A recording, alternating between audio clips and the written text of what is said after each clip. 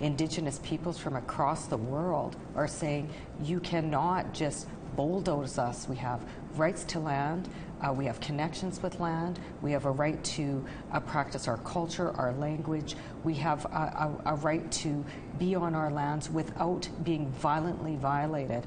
And I think Standing Rock, there's nothing romantic about what's going on Standing Rock. People are putting their lives on the line, and I stand in solidarity with them. We are subject to the mainstream media and whatever message they decide to deliver to us and how they decide to deliver that message. So, you know, as Americans, that's what we're constantly fed. And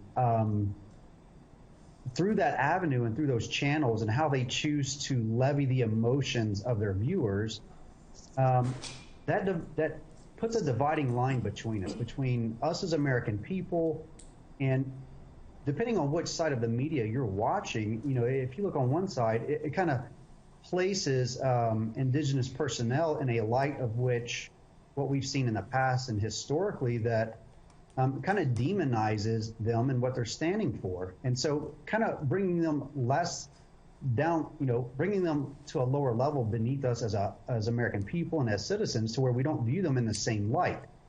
And it takes away the humanity of who we are as people and how we relate with one another. Really want to hear what you have to say from your perspective.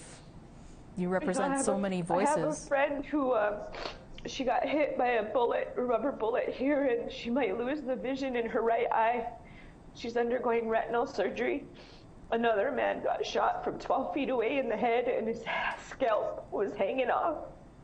And so he turned to run, and they shot him in the back. And so it is just, people don't understand what's happening to us on the ground. We went to that bridge because we wanted to clear it and move the trucks off the bridge, and we were attacked. And Sophia could have been killed. That concussion grenade hit her chest first, and then it bounced to her arm where it blew up. Had it blown up when it hit her chest, you know, so we're just, we're happy that the vets are coming, because it just teaches us that in this country, that saying, freedom is not free, is so true, especially for people that are fighting back against who has the money, which in this case is an oil industry and a corporation that's controlling the political people that have positions of power. We're just people living out here that can't believe we're surrounded by what looks like a war zone. And my grandfather was a World War II vet. At 18 years old, he landed in Normandy, stormed the beaches that day, and was shot in the head, shot in the body. He walked around his whole life with a metal plate in his head fighting for this country. And he did not do that and get 2 Purple Hearts so that his granddaughter would be forced with the police and the military coming after us like this. We're tired of getting shot at.